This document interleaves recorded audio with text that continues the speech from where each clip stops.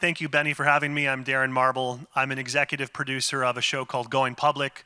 It's a show like Shark Tank where viewers can invest in featured companies while they watch. We just put out the third season of this show on X, working directly with Linda Yaccarino, the former CEO. They drove over 100 million views of our last season across 5 episodes. And during that process, I had the privilege of getting introduced to the one and only Phil Hellmuth, who's not just an incredible poker player, but is a 30-time startup investor and advisor. And I'm honored and humbled to call him an investor in my company. So Phil lives here in Palo Alto. When he's not here, I usually see him at the Aria Hotel. I think he lives at the Aria and Palo Alto equally when he's not jet setting, playing poker with Kylie Jenner, Timothy Chalamet, J.B. Pritzker. And so I invited Phil to come speak at the conference. And the organizers were thrilled. They said, Darren, well, maybe you can have him bring the besties. I said, Phil, maybe we can bring Jason Calacanis. Maybe we can bring Chamath. How about Bill Gurley? And Phil said, Darren, this panel's going to be better if it's just me.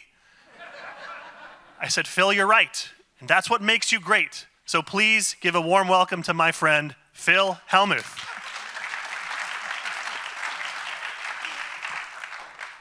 You're going to throw me under the bus to start this off? Welcome, okay. Phil. Thank you so much. You're 9 minutes away? Yeah, 9 minutes away. I live on University Avenue.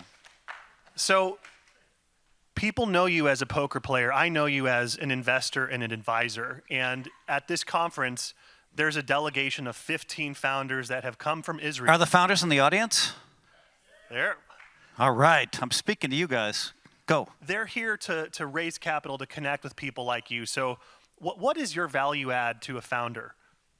Well, I was on the phone recently with, does anybody know about Path Water? This water that comes in metal cans. I think they're up to $75 million in revenue. They're killing it. They're in every arena. And the founder said, hey, Phil, I was told I need to talk to you. And we started talking, and I said, all right, what are you trying to do? And he told me that Tony Robbins was his all-time #1 guy that he wanted to meet. And I said, oh, I just had some time with Tony in Miami, and I think I can make that connection.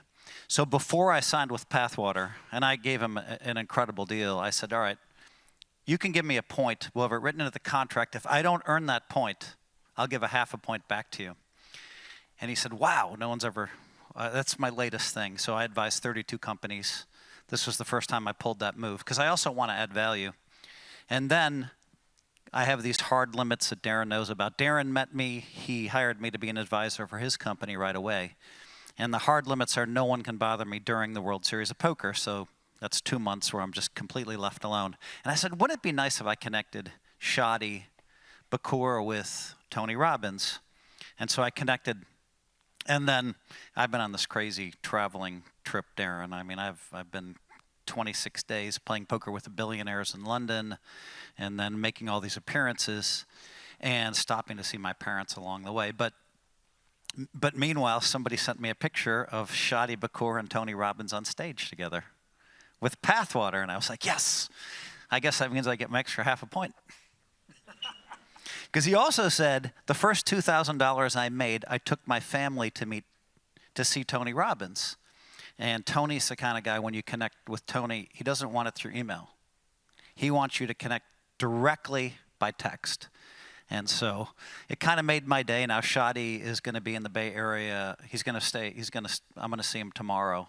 We've never met in person. And the contract is finally almost done. I've just been sitting in the back seat because I know he's going to hire me, so it's all good. That's amazing. And one of the things you said to us when we first met is that if we wanted you as an advisor, you're only going to basically an hour a month, given kind of your constraints and the companies you advise. And I'm just here to say that hour a month has been more valuable than any of the other advice we get from all of our other advisors combined. And so when you find the right partner, sometimes 60 minutes can be exponentially more valuable than hours on end of meetings and Zooms.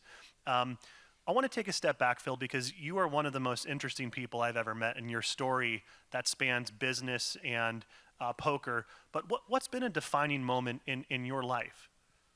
Well, you ask questions. I might not give the answer you're looking for most of the time. Promote, sell. I'll say that before I go to that moment, that it's been a wonderful journey for me to help the founders. And Tony Robbins and I connected originally through Peter Guber, who's his best friend. Peter owns the Dodgers, Peter ran Sony, and he owns the Warriors. And so because of that connection, I sent my book to Tony called #Positivity. It's 8 life tips. And Tony read it and he said, this is incredible.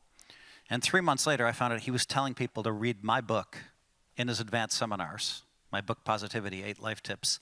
And so that just kind of, I'm a Tony Robbins fan. So that was something which, made me really happy. And along the way, to get to your question, when I was young, on our bathroom mirror was, you are what you think, you become what you think becomes reality. I'm going to read that again. You are what you think become what you think becomes reality. And so from a very young age, I decided I could choose my own reality. I could do whatever I wanted to do in life. And I started believing that. I read it every single day. My mom had it in the bathroom mirror. 5 kids, my parents all living on the same floor. The house was nice, but we were all on the same floor. 7 showers a day. That sign would get yellow, and then she'd replace it 2 years later. And so that was one kind of thing that was set in my mind early, is that I can create my own reality. And then at a young age, when I was just starting my poker journey, I was at this dingy bar, playing poker for $20 a game. Felt like what am I doing? I'm not a drug guy, but I'd smoked pot that day. I was having a drink. It was like 4 PM, and I'm like, what the hell are you doing with your life? It's like that song, many days go by, water flowing. Same as it ever was. That song, I think of that song because I'm like, what are you doing? And I immediately left the bar and was smart enough to get a taxi back. And I decided that day I was going to become the best poker player of all time. And so I started writing all these goals, all these ways that I was going to get there. And so that moment where I'm in the bar and I decide, this isn't good enough. What are you doing? And I opened a door, and it had been dingy all day, and this light was bouncing off the snow in Madison, Wisconsin, and it all hit me. It was a moment of light for me. And I just went home and I literally wrote, life goals, short-term goals, long-term goals. I wrote a pyramid, and I wrote 2 or 3 pyramids. One pyramid represents poker, where everybody starts, in your home games with your family, and then they bring the money to the bars, and they bring the money to the next level. Eventually, if you want to be great at poker, you have to be able to beat the best in the world in Las Vegas. And so that day, I kind of decided I'm going to become the best poker player of all time. And now I have all the records. I have 17 world championships. Thank you for saying 18. I'm not there yet. But yeah, I'll have a chance again in December. So I guess, the kind of light moment was kind of a fun moment for me, but you can see how it builds. I didn't know that, so thanks for sharing. Super authentic. So Phil, you're, again, one of the most unique people, but also one of the most connected people, and you see deal flow every day, maybe even more unique deal flow than some of the VCs up here in Silicon Valley, just given your network.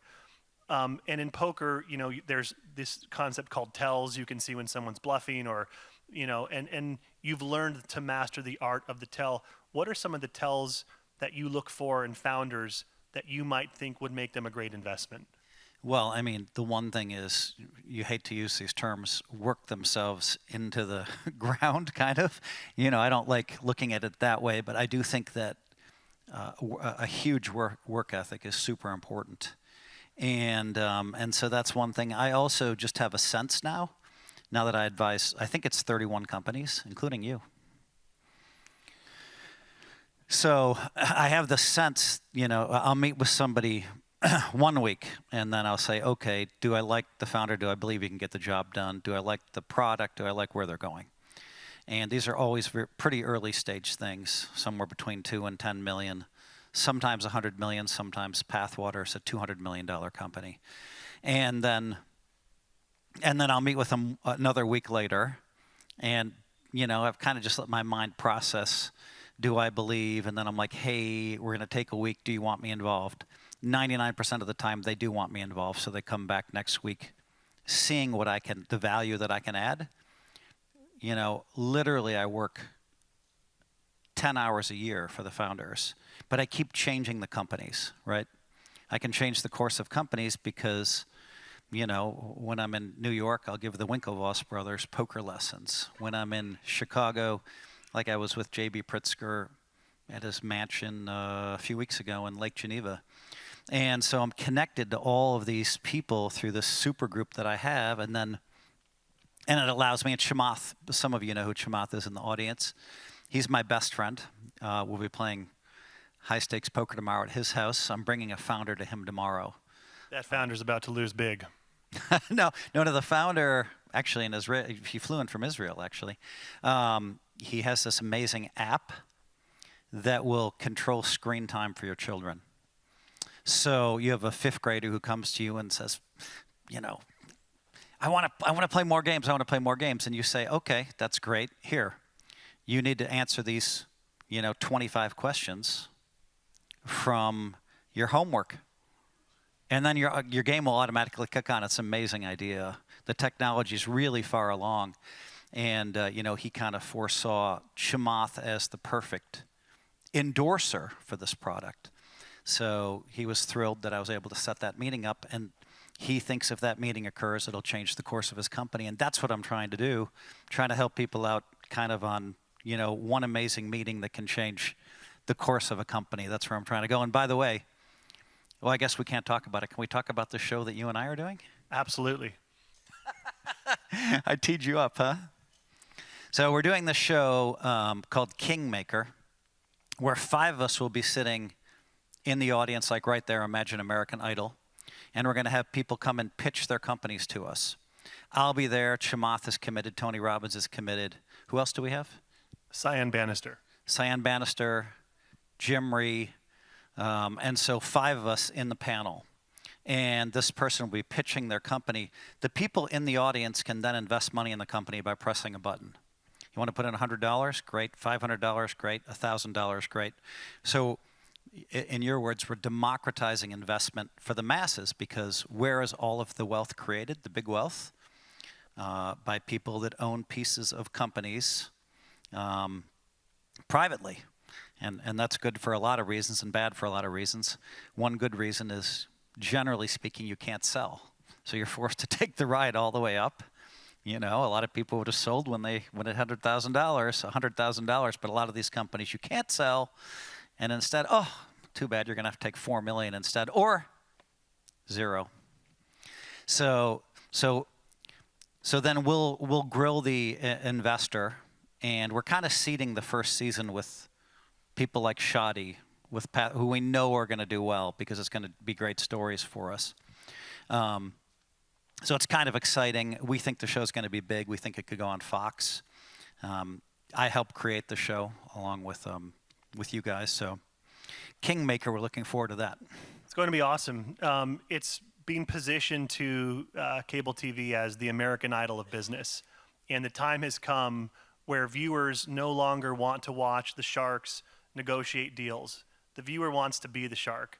And today, that's possible in the United States with Jobs Act exemptions like regulation crowdfunding, where companies can raise up to $5 million from non-accredited retail investors. Anyone over the age of 18 globally can legally invest.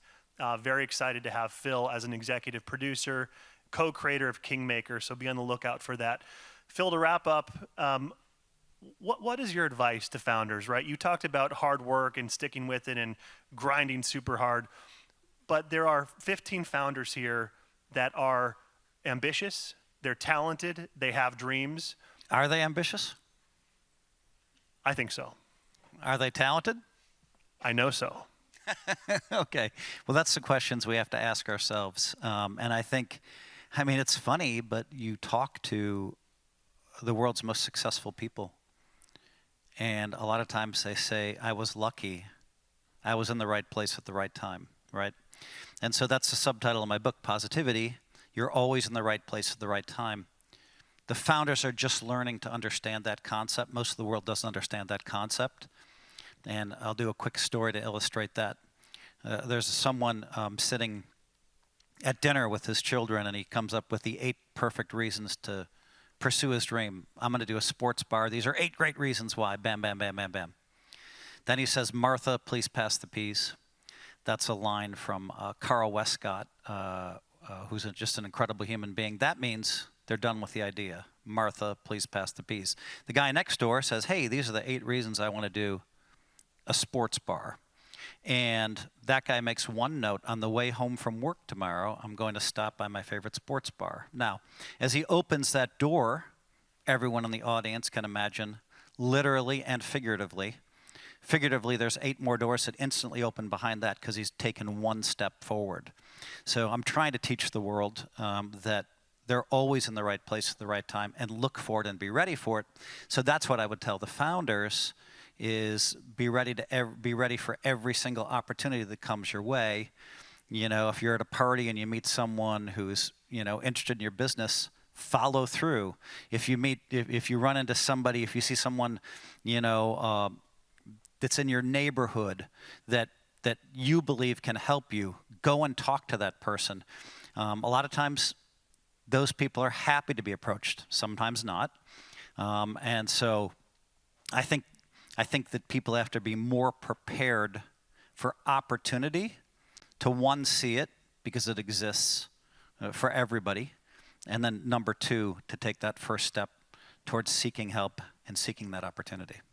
Phil, you are the man. Who needs Jason Calacanis when we have Phil Hellmuth? Thank you, Phil. Jason.